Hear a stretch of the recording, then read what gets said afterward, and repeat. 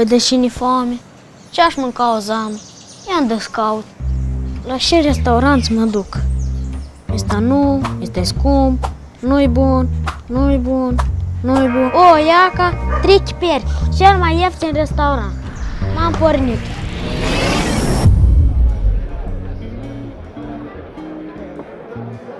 Bună ziua! Bine ați venit la restaurantul Trei Chiperi. Ce ați dori să comandați? O zeamă.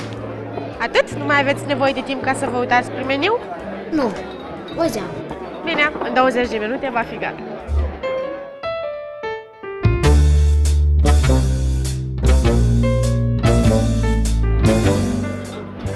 Am adus zeama.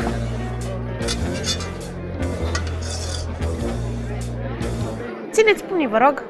Care pum? Păi cum care pumni? Eu în ce să torn? Într-o farfurie. Păi dar nu ați menționat de farfurie. Plec să o iau dacă aveți nevoie. 20 de lei. Hai, aduceți. Bine.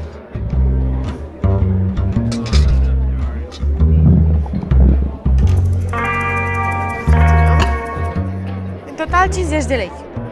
Deja am pregătit. Dar lingură. Lingura încă 10.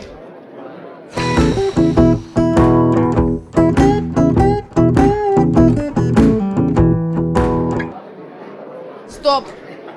Dar și să plătească? Dar pun plate și zama aștept. Da accesul, Dar pe graț. intrarea e gratuită. Dar ieșirea nu. Poftim, n-ați ultimii mei bani.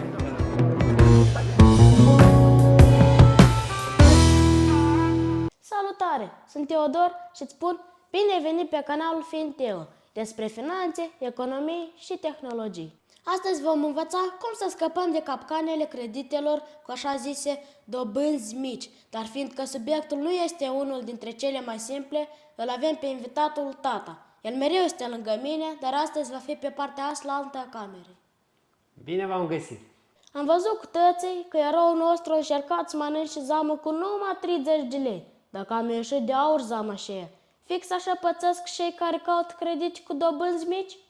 Ai absolută dreptate. Un om simplu, fără studii financiare, cu greu ar putea compara două oferte de credit.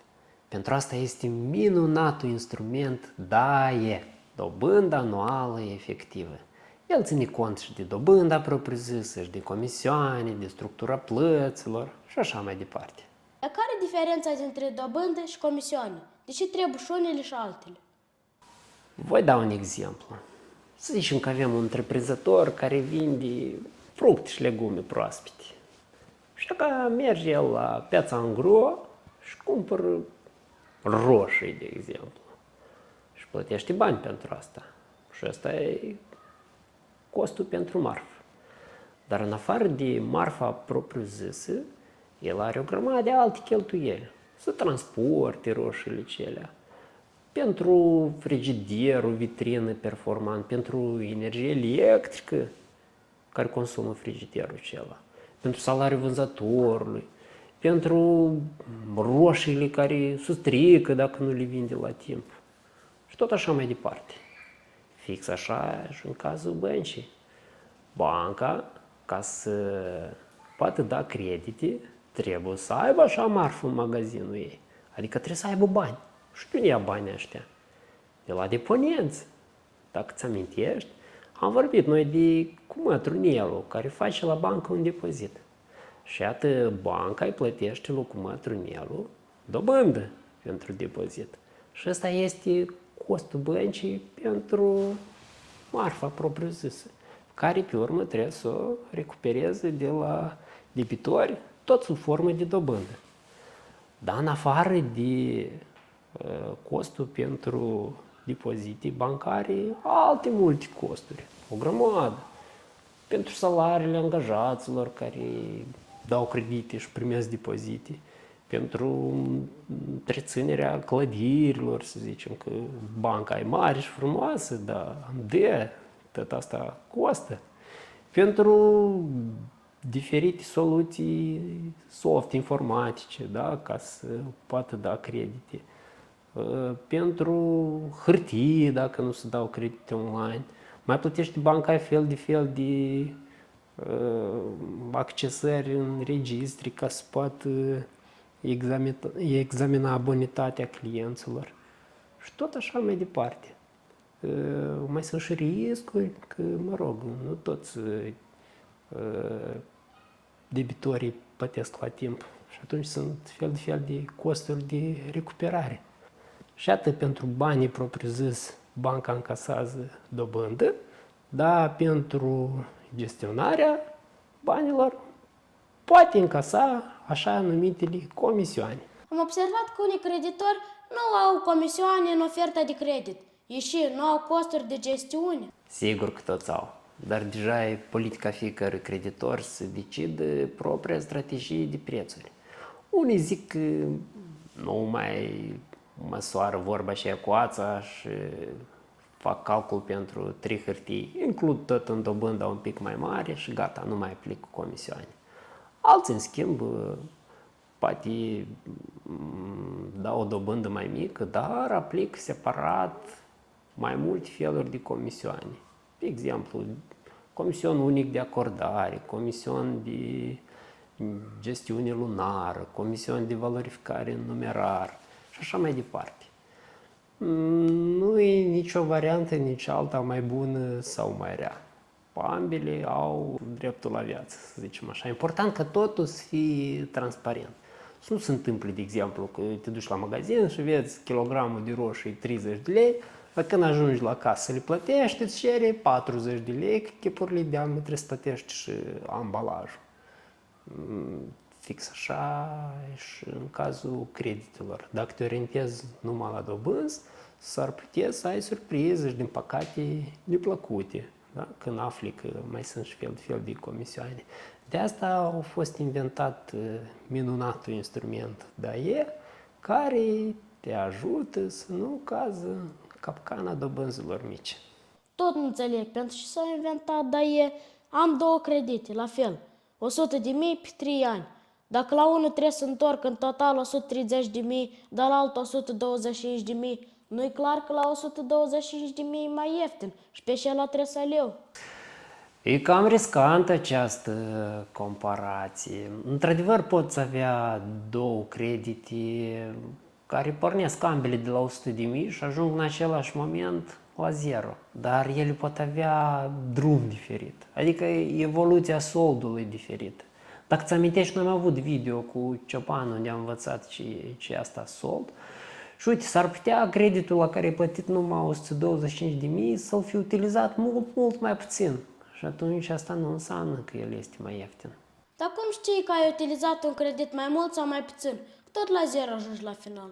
Una din metode este să reprezentăm grafic evoluția soldului, că așa e mai simplu de urmărit. Și uite, să luăm de exemplu 3 tipuri de grafice. Primul cu anuitate, a doilea descrescător. Despre asta am vorbit noi deja în video cu Ciobanu și Oile, știm ce înseamnă asta. Și să mai luăm un tip de grafic personalizat. Uite, avem întâi la început o bucată de perioadă de grație. Asta ce înseamnă? Că nu trebuie să achizi de la început din credit nimic, doar dobânda și eventual comisioane. După asta avem acordări în tranșă. Ce înseamnă tranșă? Asta când nu iei toți banii deodată. De obicei în construcția asta se folosește. De exemplu, ți-ai luat banii întâi pentru fundații, carcasă, acoperiș și pe urmă mai iei o tranșă pentru finisări. Asta ca să nu plătești dobânda iurea, că doar nu-ți trebuie toți banii deodată. După asta, la graficul ăsta personalizat, am adăugat o bucată de grafic cu anuitate, după asta iar o perioadă de grație și la urmă o bucată de grafic descrescător. Deci l-am complicat la maxim cât de tare am putut, ca să putem în viitor urmări detalii. Interesante drumuri, parcă sunt topogane cu apă sau roller coaster-uri, dar dacă mă uit la ele tot nu înțeleg. Care credit l-am utilizat mai mult? Păi, uite, suprafața de sub grafic, asta cu altă culoare. Asta își reprezintă cât timp utilizezi creditul. Cu ochiul liber nici suprafața nu poți calcula să vezi unde ai utilizat mai mult. De asta putem utiliza alt instrument. De exemplu, soldul mediu. El îți calculează fix cum îți calculezi tu media notelor la școală. Tot așa, aduni toate soldurile din toate lunile și împarți la numărul de luni. Și de atât dacă ne uităm la cele 3 grafice ale noastre, observăm un sold mediu diferit. Și asta presupune și dobânzi achitate tot diferite. Aha, ia că de ce nu trebuie să comparăm numai suma finală? Asta ca și cum te duci la magazin și acolo ar fi o sticlă de jumate de litru, 5 lei. Dar de 2 litri, 10 lei. Parcă de 10 lei de 2 ori mai scumpă, dar are de 4 ori mai multă apă. Iasă că sticla mare e mai ieftină, nu? Foarte bună analogie. Dar uite, Teodor, tu ești bun la matematică și te-ai prins singur de lucrul ăsta, dar alți oameni sunt buni, să zicem, la română, ori la muzică, ori la desen, la matematică mai puțin. Și atunci statul, ca să protejeze consumatorii, a obligat toți vânzătorii, toate magazinele să afișeze la loc vizibil prețul la litru. Și atunci la sticla mică prețul va fi de 10 lei litru, la sticla mare prețul va fi de 5 lei la litru și consumatorii pot alege conștient. Fix așa și în cazul creditelor. Banca Națională a obligat toți creditorii să afișeze la loc vizibil așa numitul DAIE. Și consumatorii, adică debitorii, pot compara ofertele de credit. Și ce înseamnă un DAIE de 10%? Asta înseamnă că dacă timp de un an ai utilizat un sold mediu de 100 de lei, înseamnă că vei plăti în plus 10 lei pentru toate costurile. Adică dacă văd la creditorul A dobândă de 5%, iar DAIE de 10% și la creditorul B dobândă de 8% și DAIE de 9%, atunci trebuie să-l aleg pe B, nu? Da, înțeles corect. În scenariul tău presupune că A aplică comisioane ori mai mari, ori mai multe. De asta trebuie să-l alegi pe B. La dânsul DAIE-ul e mai mic. Stai, am auzit ceva de mai multe comisioane. Într-un contract de credit pot fi incluse mai multe comisioane? Sigur că da.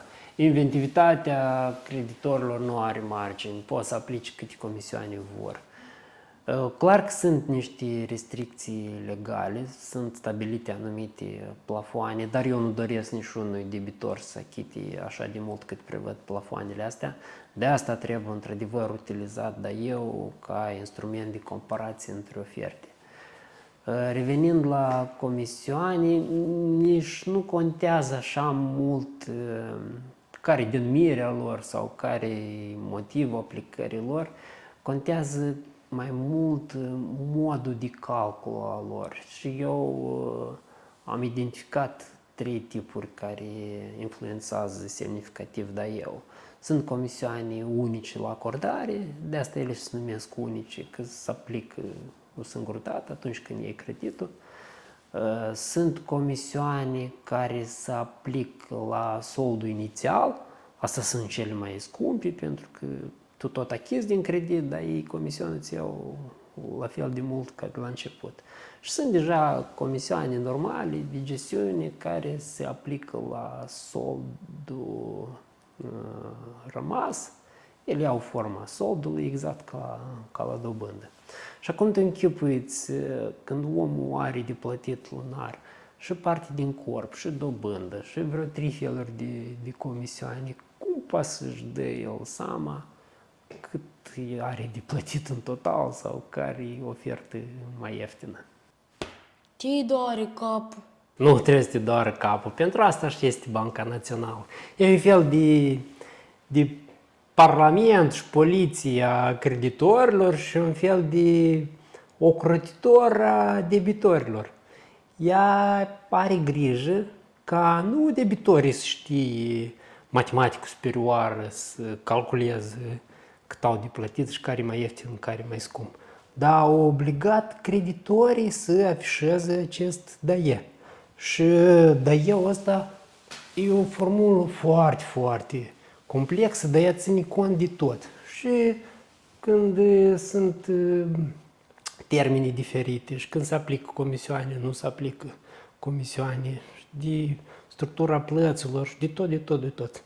Aha, deci când vedem publicitate cu cele mai mici dobânzi, nu trebuie să ne bucurăm deodată. Întâi întrebăm de daie și creditorul chiar este obligat să ne-o spună, ori poate să o ascundă? Da, sunt obligați creditorii să afișeze, dar dacă nu afișează, vor avea de furc cu autoritățile. Și autoritățile verifică constant acest lucru, pentru că astfel ei combat intențiile creditorilor netransparenți de a duce în eroare debitorii, că pot fi unii care să facă publicitate la dobânzi mici, dar de fapt să aplice o grămadă de comisioane și atunci oamenii să pățească fix și au pățit protagonistul nostru cu Zama. Au ales-o echipului cea mai ieftină, dar s-au trezit pe la urmă că au plătit mult mai scump decât prețul standard, așa să zicem, mediu din oraș. De asta nu trebuie de rușinat atunci când de luat un credit și de cerut toată informația, pentru că sunt obligați creditorii să o pună la dispoziție. Și care-i dobânda, și care-s comisioanele, care-i daie-ul ăsta, care ei trebuie să-l calculeze. Un grafic de rambursare trebuie să fie generat, adică să vadă omul în fiecare lună cât are de plătit și fel de plăți. Informația precontractuală, tot trebuie să o pun la dispoziție creditorul, acolo scrie toate mărimile astea, pot fi anumite clauze esențiale din contract și așa mai departe.